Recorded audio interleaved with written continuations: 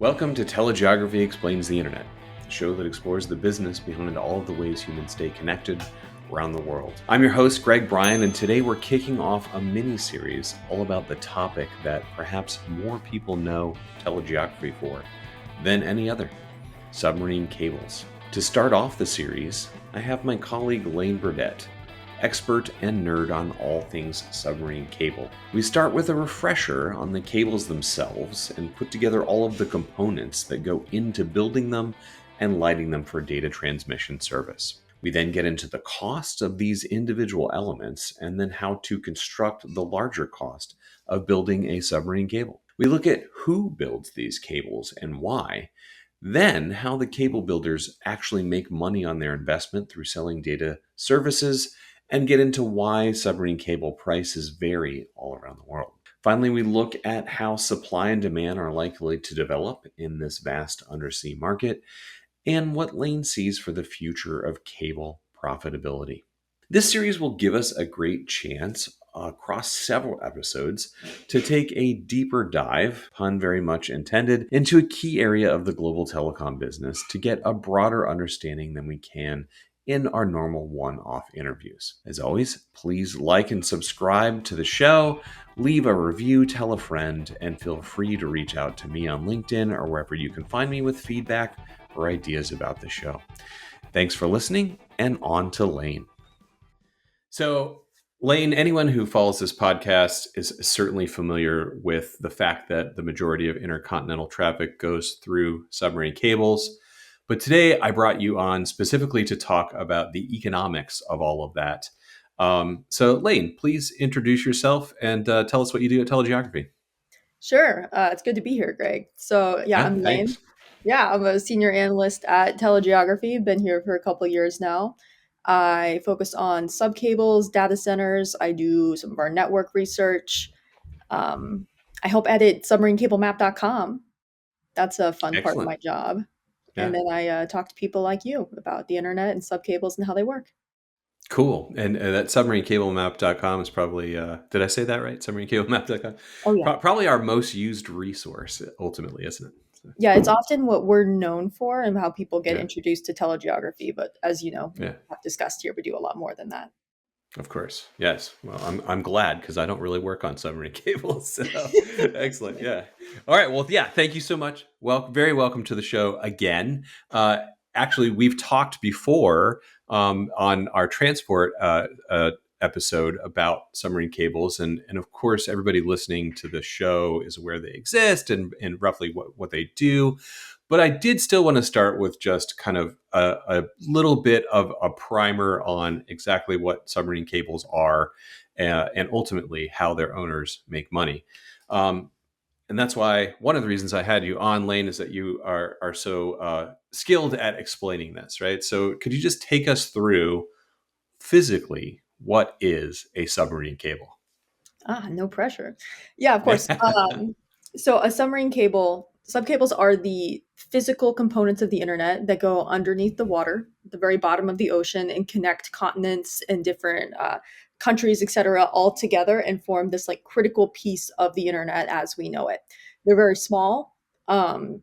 Typical comparison would be like a garden hose, and then the optical fibers themselves that are inside of that are even smaller, so it's going to be like the size of human hair and smaller Mm, than that even.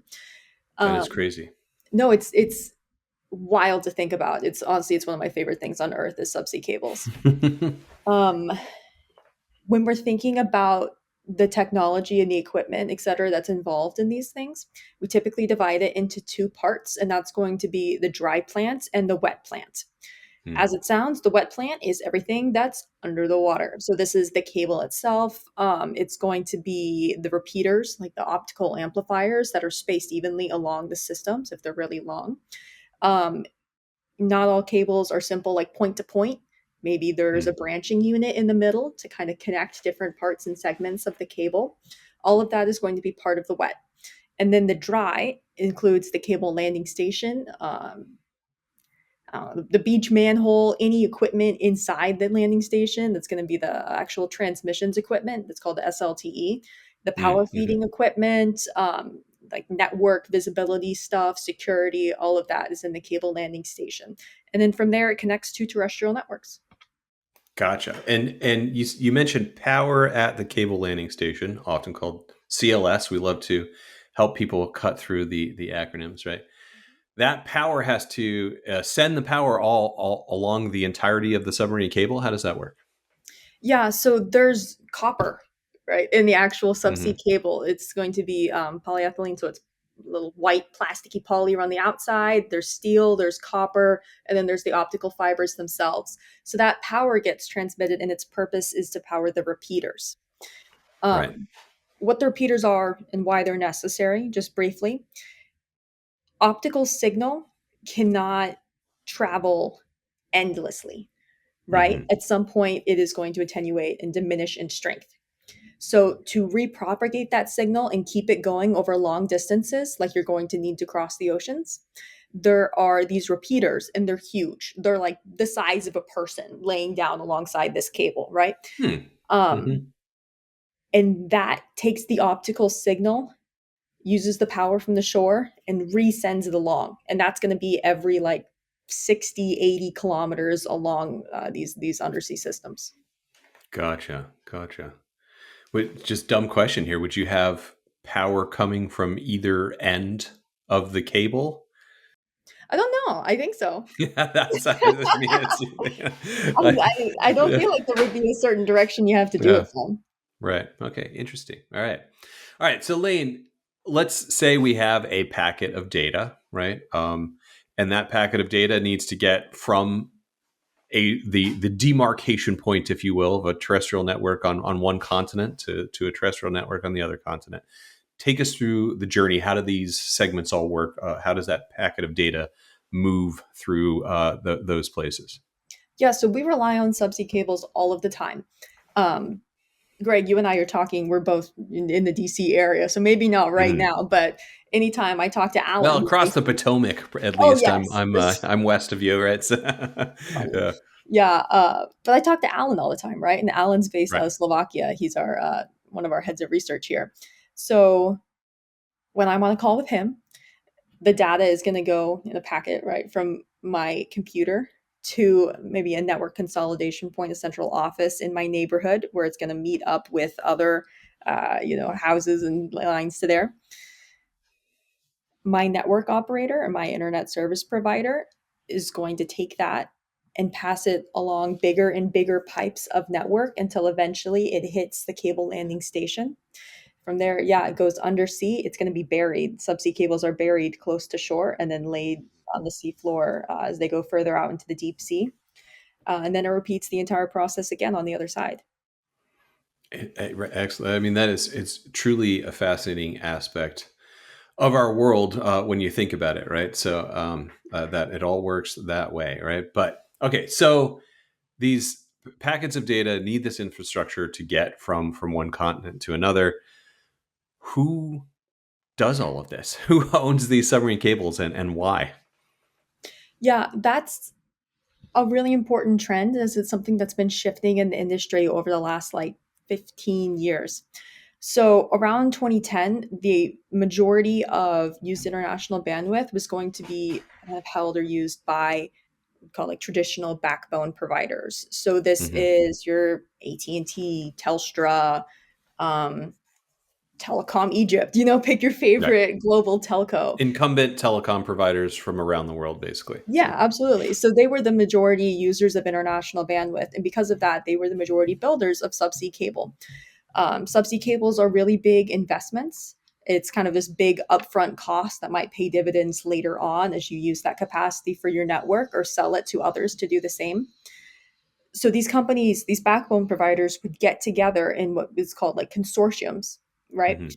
To pool this initial cost in order to split the capacity later on. Right. So these traditional telcos, they're still involved in the subsea cable, but the amount of international bandwidth that they're using is now lesser compared to what the content providers are using. Hmm. So in like 2010 ish, internet backbone providers were using like 75% of international bandwidth, and that has Right. decreased substantially. That's like 15, 20%, right? And the content Wow. Yeah. providers are that big 75% chunk today. The Hmm. content Hmm. providers is a much smaller group of companies. This Right. is Google, Meta, Amazon, Microsoft. Um, Right. it's other smaller level companies like Alibaba, right? It's anyone doing Hmm. like CDN content, networks, social media sites, cloud platforms, all that good Right. stuff. What we love to use every day, right? Right. What makes the internet these days anyway. Yeah. So Yes, totally. Um, yeah, so they have such intense and just massive bandwidth requirements now. And I should say, the amount that's used by internet backbone providers never went down, right? right. Right. That It's just that number that part and grew so much. Yeah. yes, yeah, that the Yeah. internet That is backbone providers fascinating. are using more than they used to, but their Hmm. share has decreased because of the massive growth that these content providers have had over the last decade or two. Yeah. Yeah. So these guys, these companies now, because their requirements are so great, are investing in subsea cables, sometimes on their own, singly. Mm. These companies do Like, so other not a things. part of a consortium, although I'm sure that happens too, but Yeah, just both. like I Meta or I Google own this submarine cable. Yes. And they've got deep pockets. It's not as big of an investment as it is for other types of companies. So Right. they can pull that off a little easier. Hmm. Excellent. That is really fascinating, and I think it's a great way to set up the sort of heart of the conversation that I want to have with you, Lane, which is all about the economics of submarine cables. Like, is the essential question that I want us to attempt to answer here, such as it is, right? Is how do you make money owning and operating submarine cables, right? So I think that setup is going to mean that the answer is more complicated than it might have been, right? So Yeah. yeah, which is always fun. But what we're going to have to do, I think, first is to sort of build things up. So what I want to start asking you about is just that we know that these submarine cables are long, big projects. We want to build up how much it actually costs to do one of these projects. Obviously, that's going to differ a lot depending on the physical geography and things like that. But let's go through it. Just like build it up for us. How much does it cost to build a submarine cable? Knowing that you're going to have a bunch of caveats to answer that, right? So, Oh yes. Well, of course it varies by route. right. But it's going to be measured in millions. Pretty comfortably, it's going to be millions. Hmm. Hmm. So a transatlantic system, which is like 7,000 kilometers, that might Okay. run 250 million these days. Wow, a And quarter of a then, billion dollars. That is that yes, it's like honestly more than I thought, and I've been doing this a long time, right? So yeah, yeah, yeah. they're pretty major investments. Hmm. And the Trans-Pacific is about twice as big as the Hmm. transatlantic, right? So you're going to require a Hmm. lot more kilometers of fiber. The cost of that is like 400 million. Wow. Yeah. Yeah. Crazy. All right. And so across the entire world, then, what is the industry putting into new cables in a typical year in recent years? Yeah, about 2 billion, Wow. if Okay. you can Yeah. believe it. So Yes. yeah. It's a lot of money, and that's just based on the RFS dates of new cables. So Hmm. that is the capital that goes into building new systems Right. and does not also include like the operational cost. Operating. Right. Right. Yeah. Exactly. Okay. So then presumably that means we're going to get to like there is a lot of money to be made here if we're investing that much. What is the current build environment look like? Like what kind of projects are we tracking to come online in the next couple of years? Yeah, we have a ton of new cables planned. And I will warn at the beginning is right now we track obviously which cables are announced and what we are hearing from people at conferences about what's coming into service and when. Also, these projects get pushed all of the time due to Sure, they're regulatory big issues. projects, right? Yeah. Yes, Hmm. yeah, they take years to plan, years to execute. So we have some really big numbers coming up, but it's probable that at least some of these are going to get pushed. Right. So for the next several years, looking at like end of year 25 and then 26 and 27, it's like 4 Hmm. billion a year, which Wow. you'll note is Yeah. double, right? The Yeah. So previous so we're average. ramping up cable expansion right now. It Yes. looks like potentially. Yeah. Yeah, it's like Interesting. over 70 planned systems for the next several Hmm. years. Yeah. Well, I do hear that the internet is going to be a big deal. So, Yes. so yeah, I don't think I don't yeah, think it'll be that important moving forward, right? yeah, Like yeah.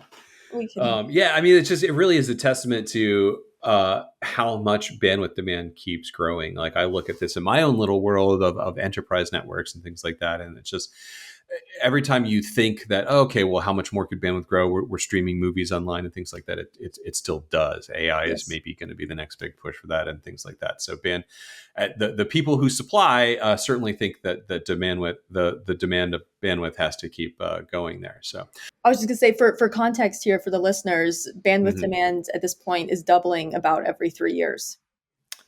Interesting. That's So it is specific to submarine cables, right? So no, that's international bandwidth use. international. Gotcha. All Yes. right. Yeah, that is Just incredible. Yeah. absolutely massive. Like I can't think of another industry that's Right. growing Right. so consistently at such Hmm. a high rate. And yet, as we shall see, the area where I have some expertise here is that the prices for that are always falling. So there's an Of interesting course. dynamic there, right? Yeah. Yeah, So, as yeah. supply goes Yeah. up, price goes down, and we are Right. always adding supply, so Right. price continues to fall. Yeah. Yeah. So we'll definitely get to that. So to build up to that, Of right? course. We've gotten some top line numbers from you. What are the actual sort of capex components, and in rough figures here that you might have to hand, how much do those components contribute to that $250 million dollars price tag for transatlantic, 400 million for transpacific, et cetera? Yeah, so the cost of the cable itself is not a consistent thing, right? Hmm. There's no uh, single right if measured in like route kilometers, right? Like the By the price cable per itself, you mean kilometer. the physical thing, the bundle of Yes. fibers and power, copper and steel shielding and things Yes, like and that. the poly everything. Like when And you're why if does I was that to vary hold it so in my much? hands, Right. the optical, yeah, the Right. system here. So we measure that in kilometers, right? And the price Hmm. per kilometer is going to vary, and part of that is going to be based on the armoring that's required. So Mm-hmm. cables break all of the time, and they Right. break most frequently near shore. Right.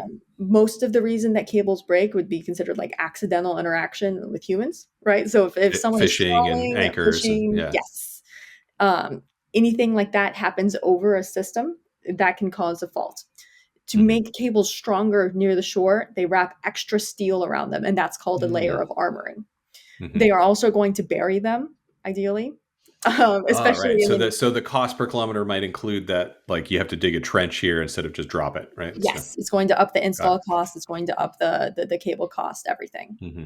So the cable in deep water is actually easier to lay and cheaper, even though it's so far down, so unaccessible, right? Right. Compared to the near shore that's actually at higher risk and has to be better invested, better protected. Interesting. Yeah. And then within the cable itself, we also have the number of optical fibers that are included. Right. So cables that have more fibers in them are going to have more capacity to sell, but they're Hmm. also going to cost more on like a like per kilometer basis. So if you're looking for vague numbers, Hmm. think this whole thing can vary from like 6,000 to $20,000 per kilometer. Got it. I mean, that's a pretty wide variance. What are some example fiber counts that we're dealing with in the market today? Yeah. So that's something else that's kind of shifting. In the 2000s, it would be it's like less than 10. You think about four fiber Which pairs, like six. kind of blows my mind. It's like you go through this huge infrastructure project and you have 10 fiber pairs, right? So Yeah, yeah. right. Well, it's more these days. Right. Now you're thinking 16, 24 fiber pairs. And again, that's Hmm. pairs. So it'd be double that in the number of actual fibers. Right. Yeah. You can't do more, at least not right now, because the repeater technology is limited. So this I is see. I for, see. So and that's a I should limitation. say, this is for repeatered systems, would be those fiber pair counts. If it's an unrepeatered Uh, cable, which is shorter, you mhm. can pack just a lot more fibers in it. But those are going to be pretty small systems, like maybe crossing the English Channel or something like that, right? So Yeah, yeah. 100 kilometers, couple hundred Hmm. kilometers. Yeah. There was anything in transoceanic is going to be in the thousands of kilometers. Right. Got it. Right. Makes sense. Okay. So you mentioned the repeaters. there's a cost associated with them as well. What does it look like to buy if I want to go down to the submarine cable store and buy Yeah. a repeater? What does that look like? A couple 100,000 per repeater. Wow. Okay. All right. So that definitely adds up when you're saying they're needed every like less than 100 kilometers or so, right? So Yes. interesting. Yeah. Wow. All right. Okay. So this is starting to make sense. All right. Wet plant, dry plant. We have some costs associated there as well, right? So. Yeah. You need a landing station. It'll be Right. cheaper if you can land in a station that already exists. Obviously, it costs more to Mm-hmm. build out new infrastructure. You're going to have to deal with the bore pipes, Right. get a beach manhole, get a building, not to A mention all big the equipment in fence, it. right? There's lots of security, I reckon, right? So yeah. Ideally, a big fence, yes. Yeah. Uh, some security cameras too, maybe. So if there's existing infrastructure on hand and it's good, Mm-hmm. it's nice to be able to go into that and save a couple $1 million. Yeah, no doubt. Interesting. Are there cases where there's already a sort of data center near to the shore that people just turn into a CLS? Is that a thing that happens? Yeah, and it's something that's happening more often now is you can Mm. land directly in cable landing stations. I'm sorry, Mm-hmm. in data centers instead of a Right. traditional cable landing station. Mm-hmm. Um, there's limitations for how far inland you can do it, and oftentimes you'll still Mm. end up with what's called like a PFE hut, so a power feeding equipment hut that'll be Mm-hmm. somewhere near shore and that can I see. supply the power to the repeater still, and then just feed on that optical signal further into the data center itself. Got it. Got it. That makes sense. And transmission and power equipment a cost as well, I assume, right? Yes. So Hmm. all right. So we got wet plant and dry plant. Any other cost areas for building a cable? I mean, you need all of the staff to have planned this project for a couple of Mm. years. It's a big You project. need, Yeah. oh, yes. And one of their main jobs is going to be the permitting and dealing with governments. Ah, right. Of All of course. Yeah, that can there's a incur cost of that. costs. Yeah. Yes. You need to thoroughly plan the route of the cable. So you're probably hiring a contractor, someone to go out and do a route survey, any environmental reviews or permits you need. All of that adds up. Yeah, absolutely. That makes sense. It's just a logistical nightmare, I would say, right? So, yeah. Yeah. All right. So we build a submarine cable, right? Then we have to run a submarine cable. So take us through some of the OpEx, right, components like keeping the cable running and operating.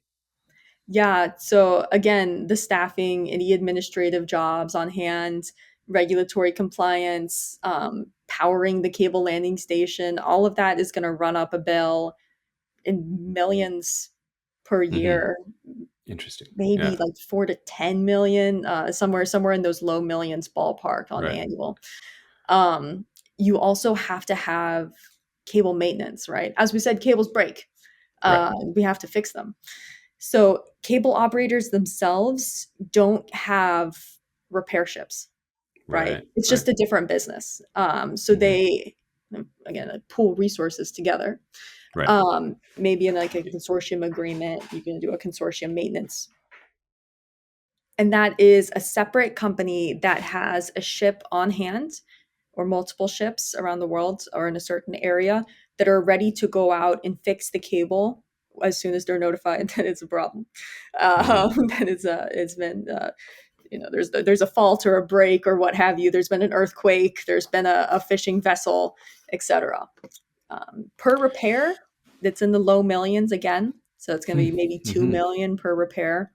Right. And the cable operator is going to have to pay to reroute traffic around that break. Ah, interesting. Yeah, I guess I wouldn't have thought of that immediately. That they are leasing service to people, and they have to keep that service leased, even Yes. if the cable is not operating. Yeah, Interesting. they Yeah. have guarantees in place to they let's just say it's financially necessary to maintain as high a possible service guarantee as you can. Hmm. Right. So even Right. even in Right. the Of instance of a course. break, they want to be able to offer services. Yeah. Yeah. And I'm actually going to do one of these submarine cable series episodes with our colleague Alan and Mike Constable, who's worked with us on that cable fault study that we did. So I'll take a much deeper dive there. But suffice to say, I assume these cable repair ships are pretty taxed these days with the number of cables we have out there, right? So Yeah. yeah, So I helped yeah, them with that project, the cable maintenance hmm deal we've done. And that'll be a really interesting episode. I would encourage everyone to listen into that as we yeah, did a study about how many cable ships are going to be required over the next like 15 years until hmm 2040, which is a pretty far out try to estimate, like we yeah, sure, normally for sure, it's yeah, these content providers these days and everybody companies don't know their own bandwidth requirements beyond a right, couple of years. hmm hmm But we have a pretty limited number of cable ships around the industry right now, and there's a lot of talk about whether they need to be replaced, whether new ones will need to be built. Again, there's a lot of new cable investment happening, um, and it does seem like there's going to need to be billions, millions in yeah, cable ships as well. yeah. So hopefully we're helping the industry sort this out. All right, so we now understand what goes into building and maintaining a submarine cable system, regardless really of who owns it at this point, right? That's all the same. If you have an owner whose goal is to lease, service on this cable, so that they can make money. What does that look like? So I assume, well, not I assume. This part I know, right? That we have contracts, right? That vary from 1 to 5 years, that sort of thing. What do the contracts look like in the submarine cable business? What are the types that we see? Yeah, you used to be a pricing analyst, weren't you, Greg? Yes, exactly. You were So on our yeah, pricing so team, so you probably know this yeah. stuff at least as well as I do. But you're totally right. Well, it's been a long time, so it's better for you to go through it. Yeah. So yeah. Absolutely, sure. So there's as you mentioned, there are shorter term we call like leases, and they're hmm going to have term lengths of maybe 1 year, maybe 5 years. These are options that are much more flexible for buyers, and you can also Right. help take advantage of any price erosion that happens over time. So as we mentioned before, as the hmm amount of supply that goes into the bandwidth market increases, the price per unit of the supply decreases. Right. So Right. it's advantageous for buyers to want to switch up their contracts every couple of years because then you might be able to get your bandwidth at a lower rate. And that's what you Right. get with leases. The hmm other main type of contract you're going to deal with is an IRU. That's an hmm indefeasible right of use. These are going to be longer 10, 15, 20 years. And this is treated a little bit differently from a company. So it'd be like considered an asset on your balance sheet. This is Right. something that Right. you quote unquote own. So some of that is down to how you want to, as the buyer, do the accounting on this kind Yes. of thing, and some of it is how much you want to hedge against what you were talking about, the continual erosion of pricing, right? So obviously, a bunch of 1 year terms. There's a lot of transaction costs, and you have to renegotiate and things like that. But you're taking advantage of this falling prices, whereas the IRU, you negotiate ahead of time. The amount of decrease should be relatively known because they should be subscribing to telegeography and knowing what the prices are going to look like. Good So, plug. Nice. yeah, yeah, exactly, yeah. All right, and so what are the typical products? Like how would we call this as a product from a buyer perspective? Yeah. So the big ones here are going to be either dark or lit, right? So you can hmm have dark fiber and think of this as like a dumb pipe. This Right, is buying a fiber pair or even like partial on a subsea cable system. It's going to be treated as an IRU, and hmm then the operator goes in. I'm sorry, the buyer, right? right. I mean, they're also Which operators, is an but operator, right? Yeah, yes, I absolutely. Yeah. clarify for this explanation, right? hmm The buyer goes in and provides their own transmission equipment at the shore to like quote Right. unquote light that fiber. hmm And then the other version is lit services. This is typically wavelengths. Um, this is where the cable owner, that operator, is the one providing transmissions equipment. They are lighting the hmm cable and then selling bits of capacity from that to others. Right. And that's going to be in units like 10 gigabits per second, 100, increasingly 400. And that's how they're hmm splitting it up. hmm And Lane, do we at telegeography in our research have a feel for the balance between these two things? Like, are most customers opting for lit service, or do carriers tend to want to get dark fiber? Yeah, dark fiber is rare.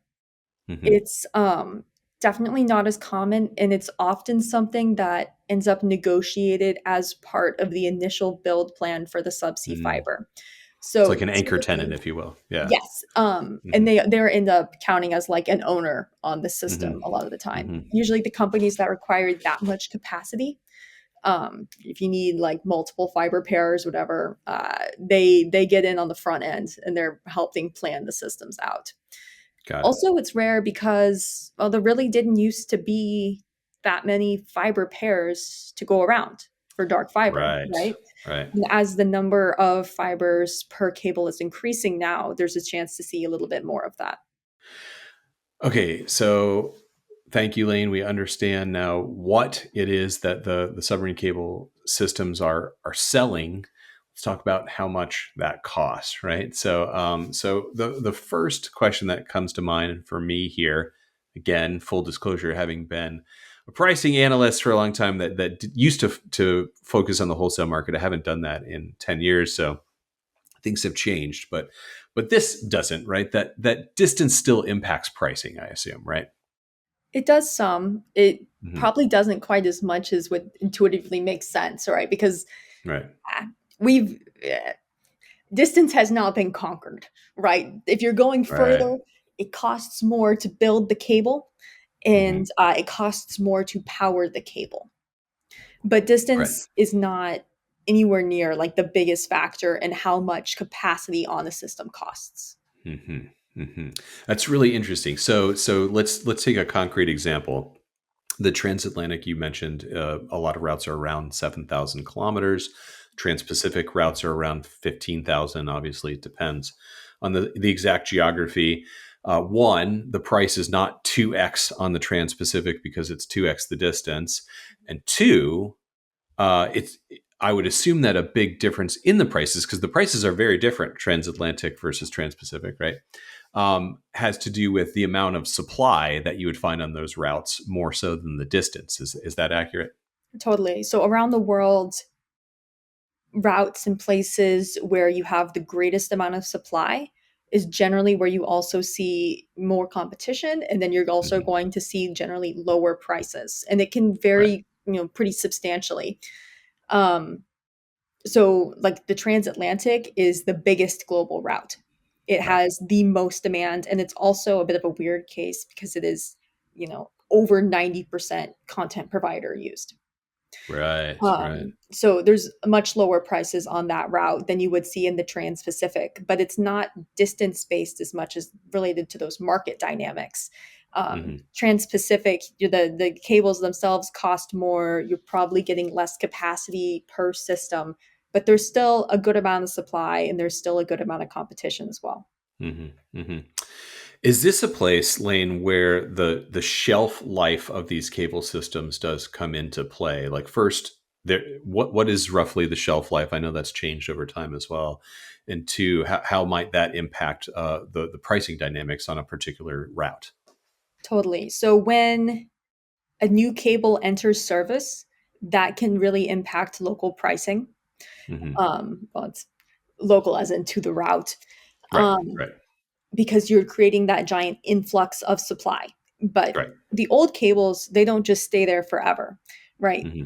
Older systems, you can add supply to them by upgrading them, but eventually they are decommissioned and put out of service. Hmm. Traditionally, the number of years, like if you just want to benchmark it for a repeated subsea system, it's going to be about 25 years. Got it. That is the called the engineering lifespan of the cable. So the Hmm. wet plant is made to last that long at least. Hmm. The cable itself, and I have actually behind me, I'm at my desk here in DC. I have some old telegraph systems. I have some Oh, cool. old Yeah. segments, and they're interesting to see Hmm. because they sat on the seabed for so long, and Yeah.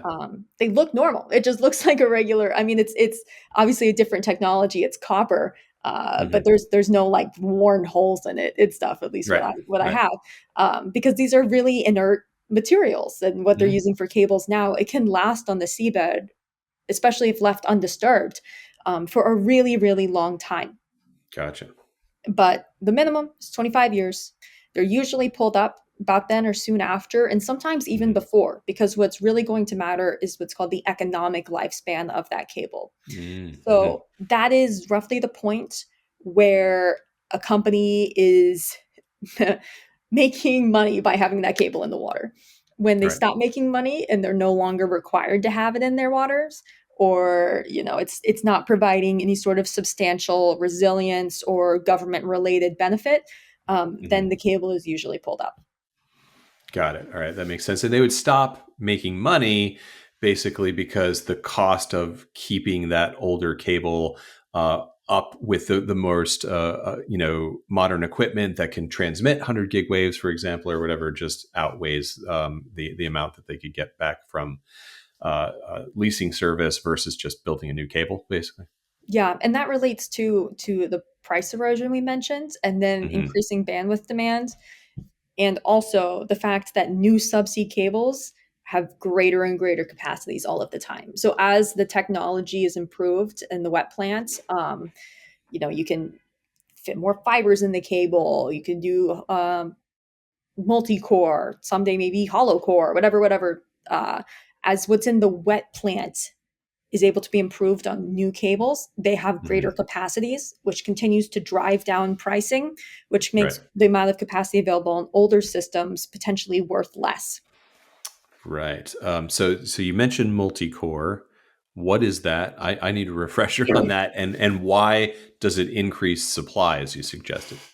Yeah, so there's a lot of new frontiers in Hmm. subsea cable. I think it's one of my favorite parts about subsea cable is that there's always something new to learn. And one Hmm. of those areas is in the mechanical engineering and the physics. Right.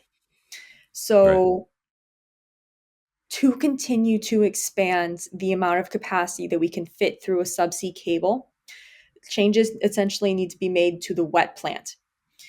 In the Right. early 2000s, you could continue to upgrade these systems using different shore end technologies after they had entered service. So you could, change out a wave card or whatever the tech at the shore at the cable landing station, and use that to transmit more light through the same cable, Right. and get more capacity out of it. Now, as the industry is approaching the Shannon limit and different like technological limitations, you can't just continue to do that unless we can get to the L band, right? Is this do a sorry, C plus L, that's increasing the amount of wavelengths that you can send, Right. Right. different colors of So light more essentially down the cable. efficient use of the spectrum, if you will, on the fiber. Yes. Right. Yeah. Hmm. Um, so that is not something that's infinitely Hmm. improvable, right? So the cable itself, there's a lot of new ways that you can potentially get capacity out of it. And that's by putting more fiber pairs in, which again is limited by repeater technology, or even like ship capabilities, right? Hmm. Um, and then there's also, as I said, multi-core, much closer on the horizon than hollow core. But Hmm. anyway, so within a subsea cable, you have lots of optical fibers. And then Right. within those optical fibers, there's a tiny core. And that is what the light is actually sent down, and then it bounces Hmm. off the edges of the cladding, that's around, again, that tiny hair sized optical fiber. A Wow. multi core is putting two or four or however many of those tiny cores in each optical fiber.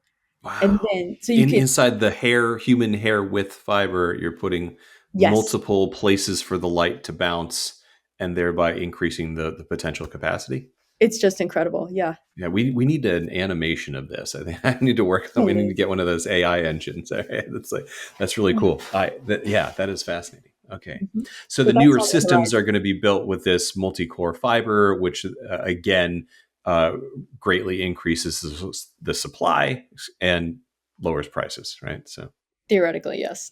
yeah, interesting. Okay, so all right, so let's do a sort of little recap, right, before we get into the owners, right? We have folks who spend this money laying the cables. They do that sometimes with anchor tenants, so to speak, using IRUs, buying dark fiber.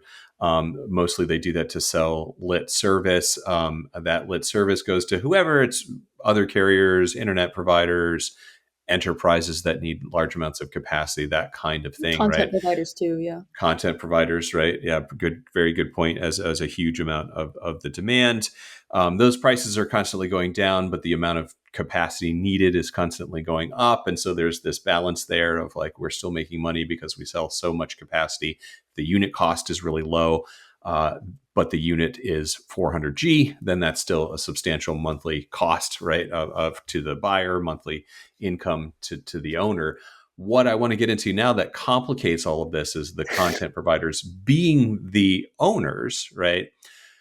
One, I assume they have little interest in selling capacity, right? So they're not entering the business for that same reason. They're entering the business as a cost, not as a money making thing. And two, obviously, I assume a lot of their demand is being withdrawn from the traditional consortium kind of cable providers or proprietary pure play cable providers, right?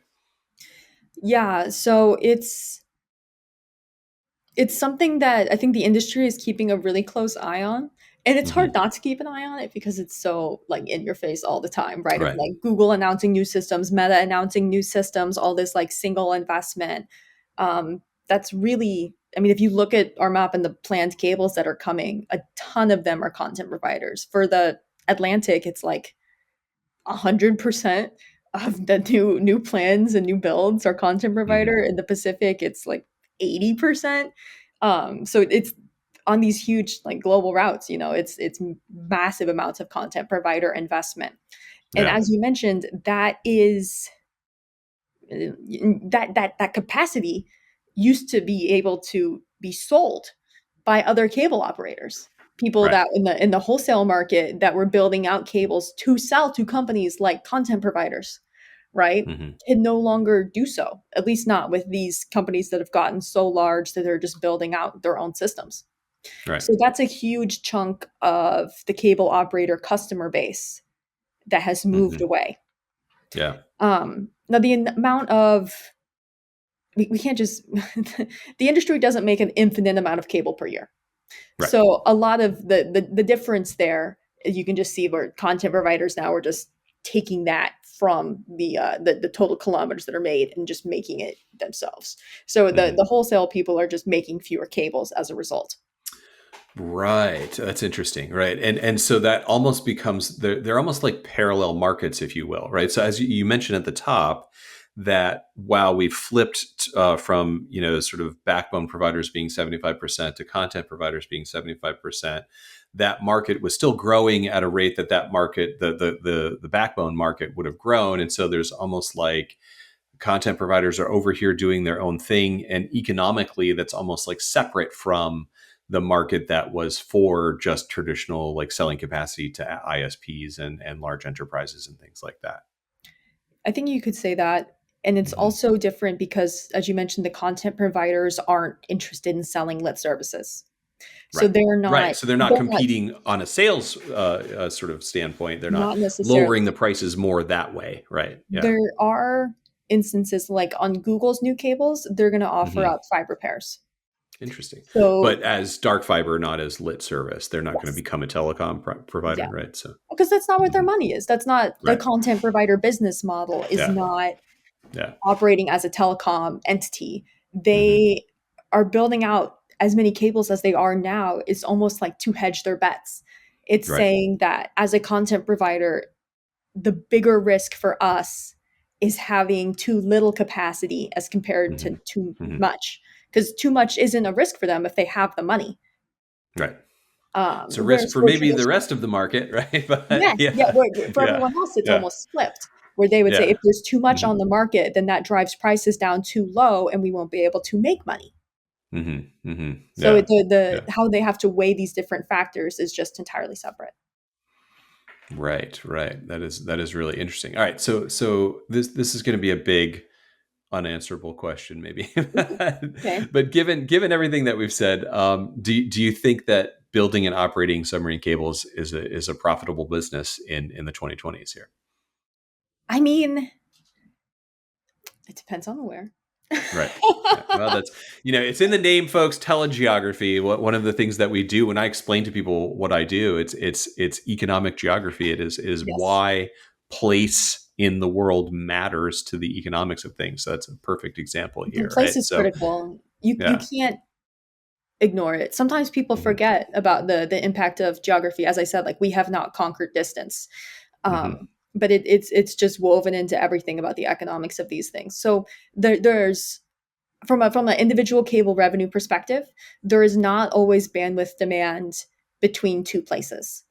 And so Right. you can Even though build someone out, wants to build a cable there, right? So yeah, yeah, yeah. And there's a yeah. there's a hole on the map theory that's like, okay, well, there's not Hmm. a cable between these two places, so I'm gonna go out and Right. build one. And Hmm. that type of prospecting Right. is not you can't assume revenue. You can't assume the profitability of that stuff. Hmm. Um, but for the rest of the market, I think these cables keep getting built because there is profit to be made in them. Right. Right. Because at the minimum, they are a necessary component of internet infrastructure that provides revenue, if not through the cable itself, but through other ways for that telecom provider. So there's a Hmm. number, even within what we've talked about, of different ways to think about the profitability of subsea cable, and then different revenue schemes for how companies intend to get value out of this massive infrastructure build out.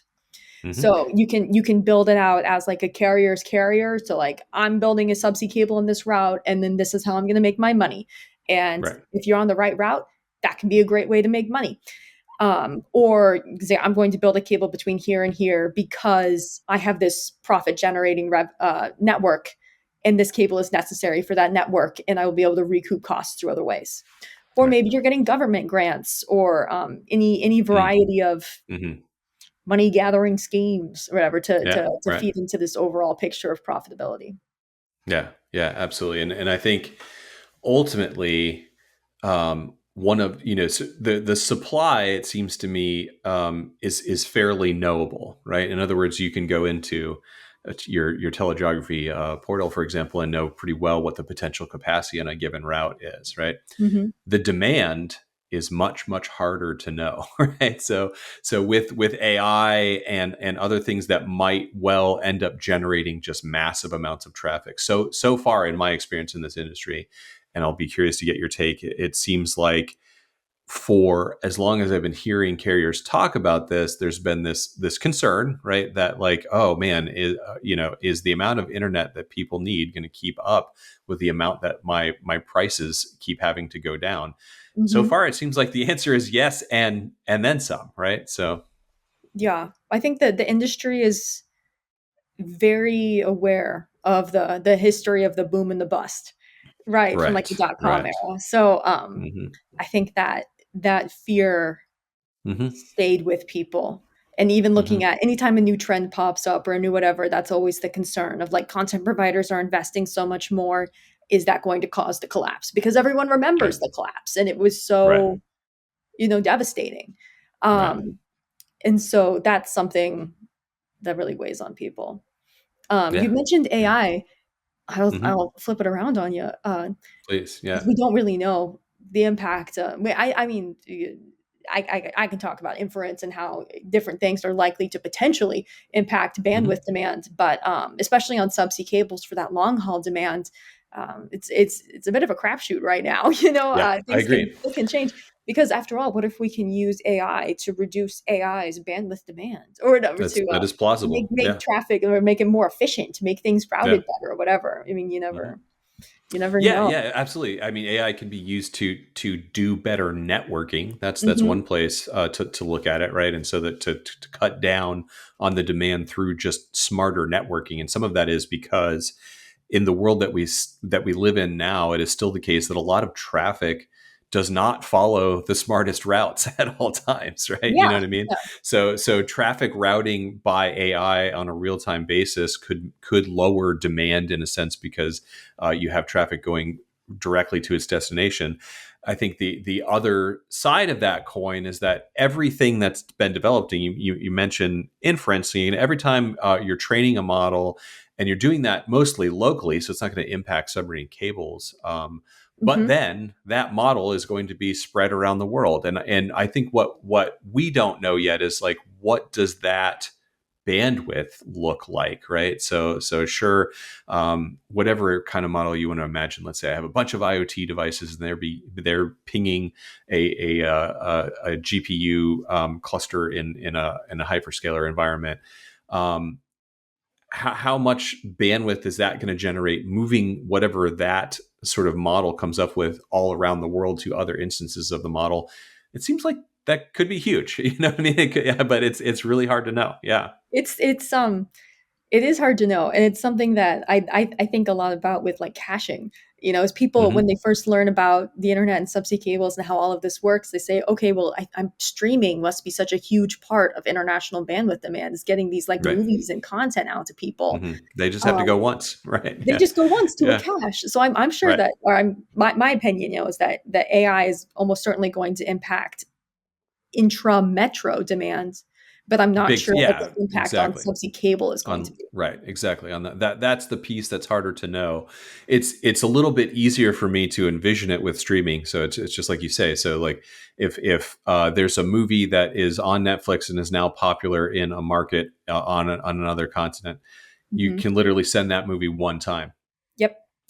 With AI, that may be the case for certain models. It may not, because it may be that model is changing every single day because we're going to have constant input, and so there's a lot more sort of moving that model to its other homes around hyperscaler locations around the world. That's I Is that a lot of data? That's the part that I think we're sort of yet to figure Yeah. out. Just speculating But about. Yeah. yeah, exactly.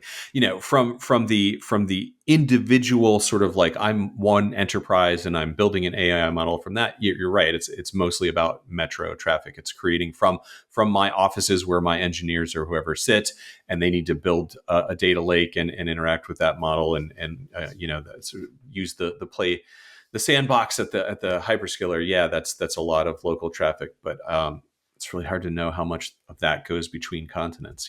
So it's really, I think, fascinating for the impact on the submarine cable market, right? That there's this big question mark. You mentioned Yes. at the start of the show that there's a lot of cables planned for the rest of the decade. I guess my question to you, now that we've gone through all of this, the cost, the demand, the prices constantly falling because of those increases in supply, and then the removal of demand from the content providers, sort of building their own. What do you expect to see in submarine cable development over the next for the remainder of the decade? Right. I think you said it best at the beginning. There's lots of new cable.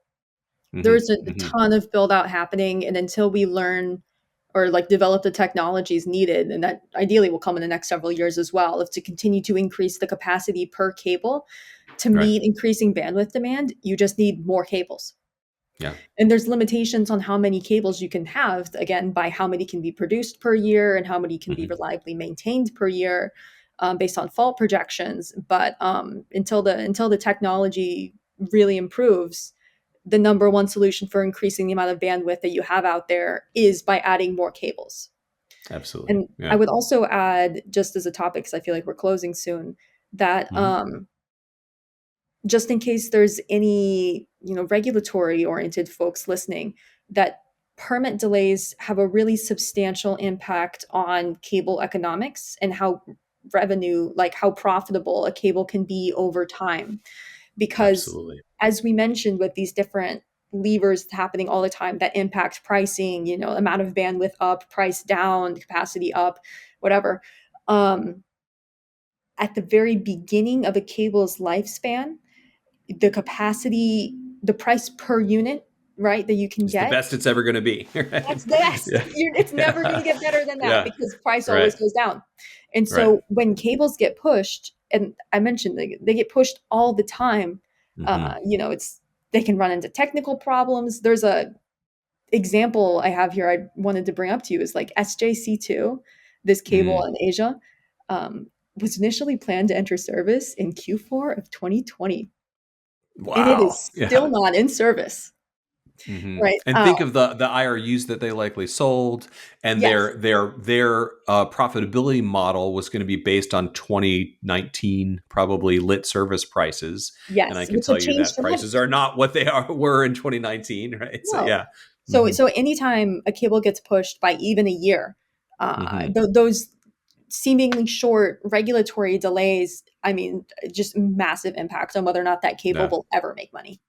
absolutely. That's a great point. Yeah, I think that's a great point to close out on. So a plea for the sort of push the economics of this, because ultimately, really, truly, I know this. TeleGeography has an interest in the submarine cable market, and we're observers. But a healthy market is certainly good for us. But a robust submarine cable market is good for the Everyone. global economy. Yes. Everyone in the world. It's good for education. It's good for like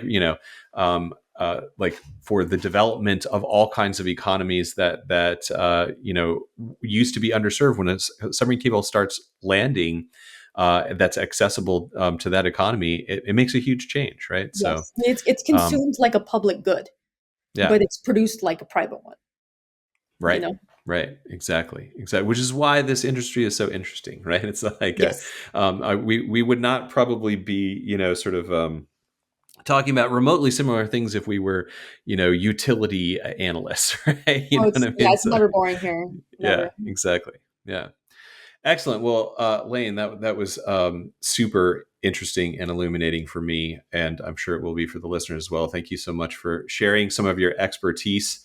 And how can folks keep up with what you do at TeleGeography or wherever?